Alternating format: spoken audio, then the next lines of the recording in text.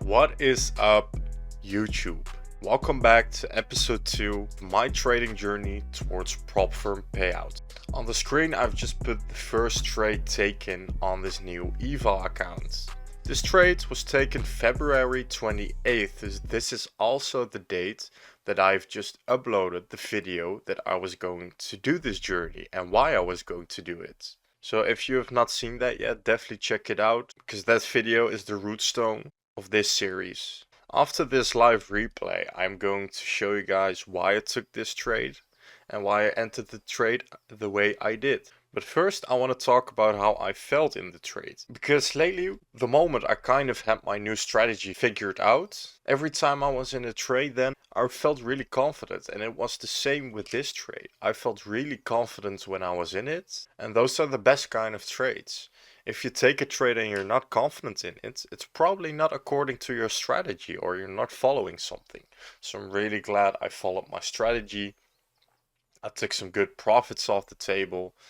I realized around 3R on this trade, which is great. It's a great practice for when I'm going to trade on my funded, if I can pass this account.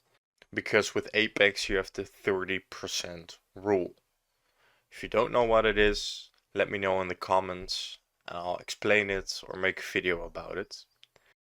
Anyways, let's start looking at the Excel sheet. I've put in the information, and then let's go over the technical analysis of this trade.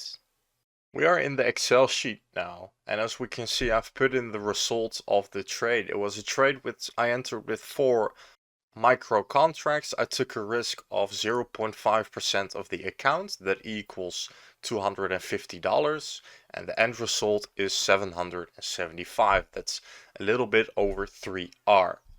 This is what my wallet is at right now, and this is the link of the trade. On the add-on I put sites for myself. What did I do good and what probably mistakes did I made? Well, I must say it was a perfect execution. I kept calm during the trade. I took it, I was confident in it, and the result speaks for itself. You may ask, what is this black bulk here? Well, I've taken another trade and I'll make a video on that soon. So make sure to leave the notifications on, because it will be uploaded soon. So let's talk about the technicals now. Let's first put in this range here. This is a bit of consolidation, and consolidation just means building up orders on the top and on the bottom. So the people that are shorting here are putting stop losses on the top, and the people that are longing here are putting their stop losses on the bottom. Stop losses equals liquidity, and the market loves to seek for liquidity. So most trades will be, if you take out one side liquidity, you will go towards the other side liquidity. And that's kind of what happened here. I did not take the trade based on that, but it was part of the analysis. Well, what happened? We had Asia low and London low that was free to take here. As soon as New York opened, we sweep those lows and we've made a new high. Yes, we've swept the liquidity on the bottom and we've made a great higher high. A lot of candle closes above it, plus we are leaving the liquidity on the highs open. And when we leave the liquidity open, that means that this is not a high. No, we are going to come back to this. Because if we're really going down towards this bottom here, then what we would have done is we would have taken all this liquidity. So retail has been stopped out, so the market makers can fill their positions here, and then they will push the price down. But that was not the case. So it was looking great for upside. When you have a low and a high and you can expect a higher low, that's a problem of most people. Where do you do it? Well, I have a simple tactic for it, because I call it the origin. It's our first hold in the up move, and I'll explain the theory behind it as well. Because when we swept those lows, we've made it strong towards the upside. What we did here is, this is our first hold. So what this means is, we were still bearish when price came up here, and the bears came into the market to push price down. But then the bulls entered the market and we broke towards another higher high, which means to me this is where all the strength came from the market makers. This is where they decided to hold, and this is also the place where retail will put their stop losses. Or should I say, this is extreme liquidity in your whole up move. The extreme liquidity was really nicely taken, and we've made an SMT on the low with signals for upsides. According to my strategy, if you want to take liquidity on the top, you need to show that you have grabbed enough liquidity on the bottom so we can grab liquidity on the top. And that's also what we've did here, because as soon as we swept that extreme liquidity, we've made another higher high. So what is our expectational order flow? That is another higher low for another higher high. That's also what I expected. I didn't preset this, but I've waited locally. So let's get into that. Same as before, this is the last place the bears stepped into the market, but then